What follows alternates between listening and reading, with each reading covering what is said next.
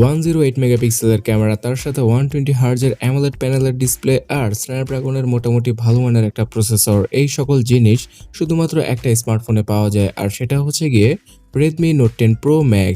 আর এই স্মার্টফোনটা অবভিয়াসলি বাংলাদেশের মার্কেটে অফিসিয়ালভাবে আসবে, আর ইন্ডিয়ান ভার্সনকে আপনারা আনঅফিসিয়ালভাবেও পাবেন, এবং বাজেট অনুযায়ী এই ডিভাইসটার স্পেসিফিকেশনও দারুণ। So hey guys, Shanto here.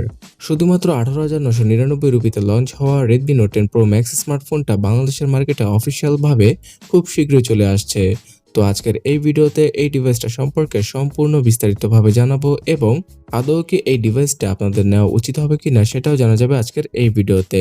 তাই অবশ্যই ভিডিওর নিচে লাইক বাটনে ক্লিক করে শেষ পর্যন্ত দেখতেই থাকুন। অন্যান্য সকল ডিভাইসের মতো Xiaomi তাদের Note 10 Pro Max স্মার্টফোনটার বক্সে প্রোভাইড করেছে সিম ইজেক্টর টুল, 33 ওয়াটের charging adapter, USB Type-C data cable আর ডিভাইসটি তার সাথে একটি টিপিইউ কেস তো পেয়ে যাবেন আপনারা। লুক এবং বিল্ড কোয়ালিটির কথা বললে খুব দারুণ একটা ডিজাইনের সাথে আসে Redmi Note 10 Pro Max স্মার্টফোনটা। আসলে অবিকল Redmi Note 10 Pro আর Max স্মার্টফোনে তেমন কোনো পার্থক্য নেই, সেম লুক আর ডিজাইনের সাথে আসে এই দুটো স্মার্টফোন। তো 192 গ্রাম ওজনের Redmi Note 10 Pro Max স্মার্টফোনটা 3টি কালারের মার্কেটে পাওয়া যাবে, আর এই 3টি কালারের মধ্যে আপনার কোন কালারটি সবচেয়ে বেশি পছন্দ হয়েছে অবশ্যই কমেন্ট করে জানাতে ভুলবেন না।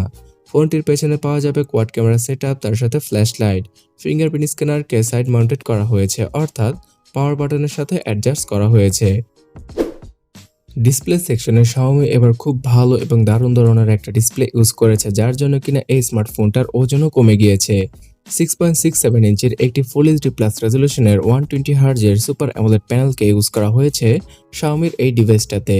আর সুপার অ্যামোলেড প্যানেল আপনারা জানেনই যে খুব পাতলা একটা প্যানেল হয়ে থাকে, যেখানে কিনা IPS LCD প্যানেল যদি এখানে ইউজ করা হতো তাহলে এই স্মার্টফোনটার ওজন প্রায় 210 থেকে 15 গ্রাম হতে পারত, যেমনটা কিনা আমরা পোকো X3 স্মার্টফোনে দেখেছি।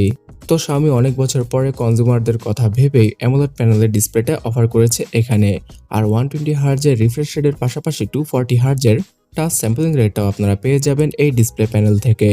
থাকছে HDR10 এর সাপোর্ট, আর এই ডিসপ্লে প্যানেলটি সর্বোচ্চ 1200 নিটসের পিক ব্রাইটনেস সাপোর্ট করে। সত্য কথা বলতে গেলে আপনারা যখন কিনা এই ডিভাইসটাকে রিয়েল লাইফে ইউজ করবেন তখন সর্বোচ্চ 900 থেকে 1000 নিটসের পিক ব্রাইটনেসটা পেয়ে যাবেন, যেটা কিনা যথেষ্ট হবে সানলাইটে এই ডিসপ্লেকে ভিজিবল করার জন্য।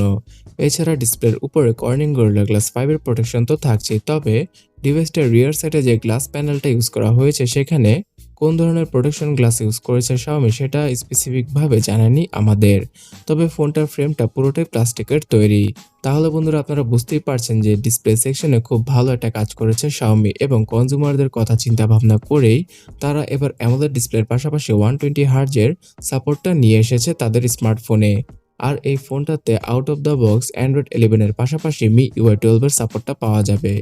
যদিও কিনা MIUI 12টা সকলের পছন্দ নয়, তবে MIUI 12.5 এর আপডেটটা খুব শীঘ্রই আসতে চলেছে, আর সেই আপডেটের মাধ্যমে MIUIটা অনেকটা ক্লিন হয়ে যাবে, আর আপনারা সর্বোচ্চ 9টা সিস্টেম অ্যাপকে রেখে সবগুলো অ্যাপ আনইনস্টল করতে পারবেন। আর 120 হার্জের ডিসপ্লের সাথে Xiaomiর MIUI এর অপটিমাইজেশনের যে ঘাটতিটা ছিল সেটাও হয়তো সলভ হয়ে যেতে পারে। স্ন্যাপড্রাগন 732G প্রসেসরটা এর আগে পোকো X3 স্মার্টফোনে ইউজ করেছিল Xiaomi, আর যারা কিনা ইতিমধ্যে স্ন্যাপড্রাগন 720G অথবা 730G এই দুইটা প্রসেসরের সাথে কোন স্মার্টফোন ইউজ করেছেন, তো সেখানে যেমন পারফরমেন্সটা আপনারা পেয়ে যাচ্ছিলেন ঠিক তেমনই পারফরমেন্স পাওয়া যাবে স্ন্যাপড্রাগন 732G থেকে। 8 nanometer আর্কিটেকচারে তৈরি করা এই 4G প্রসেসরটার সর্বোচ্চ ক্লক স্পিড হচ্ছে গিয়ে 2.3 GHz, আর এখানে ক্রায়োর 470 গোল্ড এবং সিলভার কোরগুলোকে ইউজ করা হয়েছে, এবং জিপিইউ হিসেবে Adreno 618 জিপিইউটা পাওয়া যাবে, যার জন্য কিনা এই স্মার্টফোনটার গেমিং পারফরমেন্স মোটামুটি ভালোই হবে। PUBG গেমটি আপনারা সর্বোচ্চ 40 FPS এ প্লে করতে পারবেন, আর HD গ্রাফিক্সটাও সাপোর্ট করবে, আর সোশ্যাল মিডিয়ার সবগুলো অ্যাপও আপনারা খুব সহজে ইউজ করতে পারবেন ফোনটার মধ্যে, যদি এর ইউআইটা খুব ভালোভাবে অপটিমাইজ করে Xiaomi। আর অন্যান্য সকল হাই গ্রাফিক্সের গেমগুলো আপনারা মিডিয়াম গ্রাফিক্সে রেখে অনায়াসে প্লে করতে পারবেন। তো সিম্পল ভাষায় বললে স্ন্যাপড্রাগন 732G প্রসেসরটা বাজেট অনুযায়ী মোটামুটি একটা ভালো প্রসেসর, তবে এখানে 750G কে ইউজ করলে আরও কিছুটা বেটার হতে পারত। আর স্ন্যাপড্রাগন 732G'র সাথে স্টোরেজ ভেরিয়েন্ট হিসেবে থাকছে UFS 2.2 এর স্টোরেজ, যেখানে কিনা 6GB র্যামের পাশাপাশি 8GB র্যামের ভার্সনটাও পাওয়া যাবে, এবং এখানে স্টোরেজ হিসেবে 64GB 128GB দুটি ভেরিয়েন্টকে আপনারা পেয়ে যাবেন। তাছাড়া ডেডিকেটেড সিম স্লটের মাধ্যমে আপনারা দুটি সিমের পাশাপাশি একটি মাইক্রো এসডি কার্ডও ইউজ করতে পারবেন ফোনটির মধ্যে। তো এখানে যাদের কিনা বাজেট নিয়ে প্রবলেম রয়েছে তারা অবশ্যই 6 জিবি র্যাম আর 64 জিবির ইন্টারনাল মেমোরির সাথে আসা ভার্সনটিকে নিতে পারেন। কারণ এখানে যেহেতু মেমোরি কার্ডটা আপনারা ইউজ করতে পারছেন, তাই 128 জিবির ইন্টারনাল স্টোরেজটা না নেওয়াটাই বেটার হবে যদি আপনার বাজেটটা কিছুটা টাইট হয়ে থাকে। আর যদি আপনার বাজেট থাকে তাহলে আপনারা 8 জিবি আর 128 জিবির ভেরিয়েন্টও নিতে পারেন। অলরাইট ভিউয়ার্স, প্রো ম্যাক্স স্মার্টফোনটা যে জন্য বিখ্যাত সেটা সম্পর্কে এবার জানা যাক, অর্থাৎ ক্যামেরা। 108 মেগাপিক্সেলের স্যামসাং এর সেকেন্ড জেনারেশনের ক্যামেরা সেন্সর ইউজ করা হয়েছে ফোনটার প্রাইমারি ক্যামেরা হিসেবে। তার সাথে 8 মেগাপিক্সেলের আলট্রা ওয়াইড, 2 মেগাপিক্সেলের ডেপথ আর 5 মেগাপিক্সেলের ম্যাক্রো ক্যামেরা রয়েছে ফোনটার অন্য তিনটি ক্যামেরা হিসেবে। বেসিক্যালি আপনারা যদি মি 10i স্মার্টফোনটা দেখে থাকেন, সেখানে যেমন ক্যামেরা কোয়ালিটি পাওয়া যাবে ঠিক তেমনই ক্যামেরা কোয়ালিটি পাওয়া যাবে Redmi Note 10 Pro Max স্মার্টফোনটির দ্বারা। আর এই স্মার্টফোনের ক্যামেরা সেন্সরটা বাই ডিফল্ট 12 মেগাপিক্সেলের ছবিগুলো ক্যাপচার করবে, অর্থাৎ 9টি পিক্সেলকে শুধুমাত্র একটি পিক্সেলে রূপান্তরিত করার মাধ্যমে 12 মেগাপিক্সেলের ফটোগ্রাফিগুলো আপনারা তুলতে পারবেন এই স্মার্টফোনটা দ্বারা। তাছাড়া এই ডিভাইসের যে সেন্সরটা রয়েছে অর্থাৎ 108 মেগাপিক্সেলের সেন্সর, সেটা কিন্তু বিশাল বড় আর এর পিক্সেল সাইজও অনেক বড় হয়ে যায় যখন কিনা 12 মেগাপিক্সেলের ছবিগুলো তোলা হয়, যার জন্য কিনা খুব বেশি আলো প্রবেশ করতে পারে এই ডিভাইসটার ক্যামেরা সেন্সরে এবং ছবিগুলো অনেক ব্রাইট হয়ে থাকে। আর লো লাইটে তো আপনারা নাইট মোড ছাড়াই খুব ভালো ভালো ছবিগুলো ক্যাপচার করতে পারবেন। তবে আপনি যদি আরো বেশি শার্প ইমেজ তুলতে চান তাহলে 108 মেগাপিক্সেলের মোডেও ছবিগুলো ক্যাপচার করতে পারেন, কিন্তু রিয়েল লাইফে এটা তেমন একটা কাজে আসবে না। আর লো লাইটে একদমই কাজে আসবে না 108 মেগাপিক্সেলের ক্যামেরা মোডটা। তবে নাইট মোড 2.0 এর মাধ্যমে আপনারা আরো বেটার লো লাইট কোয়ালিটির ছবিগুলো ক্যাপচার করতে পারবেন। কিন্তু আমি আশা করছি যারা কিনা এই মুহূর্তে অথবা আগামীতে এই ফোনটা পারচেস করবেন তারা জি ক্যামের জন্য পুরো ইন্টারনেট তন্ন তন্ন করে খুঁজবেন। আসলে জি ক্যামেরার মাধ্যমে আপনারা এর থেকেও অর্থাৎ স্টক ক্যামেরা থেকেও বেটার কোয়ালিটির ইমেজগুলো ক্যাপচার করতে পারবেন Redmi Note 10 Pro Max স্মার্টফোনটি দ্বারা।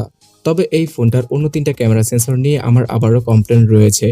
Xiaomi, Realme অথবা Samsung সবাই কিন্তু এই বাজেটের মধ্যে 8 মেগাপিক্সেলের আলট্রা ওয়াইড ক্যামেরাতেই সীমাবদ্ধ রয়ে গিয়েছে।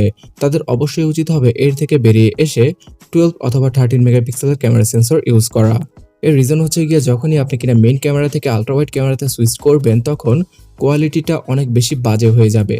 আর এই 8 মেগাপিক্সেলের আলট্রা ওয়াইড ক্যামেরা দ্বারা শুধুমাত্র 118 ডিগ্রির ফিল্ড অফ ভিউটা পাওয়া যাবে এবং Xiaomi ক্লেম করেছে 5 মেগাপিক্সেলের ম্যাক্রো ক্যামেরা দ্বারা 2x পর্যন্ত জুম করা পসিবল হবে, অর্থাৎ 2x পর্যন্ত ক্রপ করলেও আপনার ছবির কোয়ালিটিতে তেমন একটা ডিফারেন্স আসবে না। আর স্ন্যাপড্রাগন 732G'র সুবাদে 4K তে সর্বোচ্চ 30 fps এর আউটপুট পাওয়া যাবে এবং 1080p রেজোলিউশনে 60 fps এর আউটপুট পাওয়া যাবে। আর slow motion, super slow motion সহ ব্লগ মুড, ক্লোন মুড এবং ডুয়াল ভিডিওর ফিচারও থাকছে Xiaomiর এই ক্যামেরা অ্যাপের মধ্যে। আর ভিডিও করার ক্ষেত্রেও আপনারা প্রো মোডের সাপোর্টটা পেয়ে যাবেন। তবে 16 মেগাপিক্সেলের সেলফি ক্যামেরা দ্বারা শুধুমাত্র 1080p তে 30 fps এর ভিডিওগুলো শুট করা পসিবল।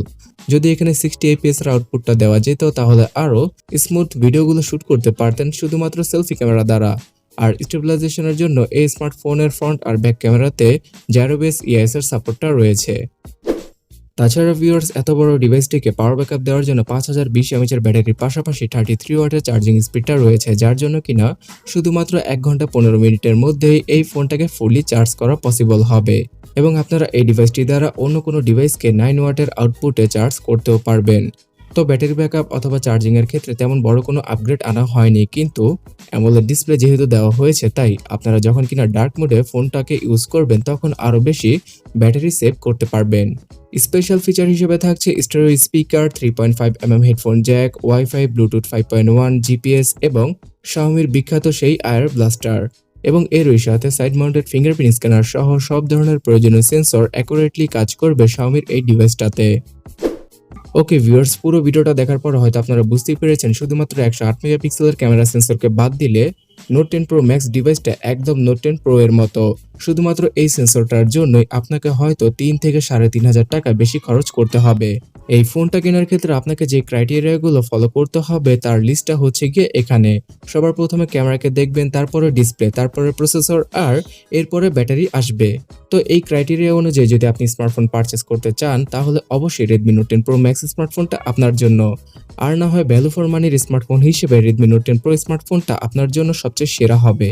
এবং বাংলাদেশের মার্কেটে শুধুমাত্র এই প্রো ম্যাক্স স্মার্টফোনটাই প্রো নামে আসতে পারে, অর্থাৎ গ্লোবাল ভার্সন যেটা লঞ্চ করা হয়েছিল সেটাই আসতে পারে, যেখানে কিনা 108 মেগাপিক্সেলের ক্যামেরা সেন্সর থাকবে।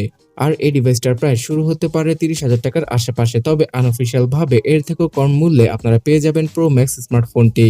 আর প্রো স্মার্টফোনটা শুধুমাত্র 22 থেকে 24,000 টাকার মধ্যেই আনঅফিশিয়াল ভাবে আর 1 থেকে 1.5 মাসের ভিতরেই পাওয়া যেতে পারে।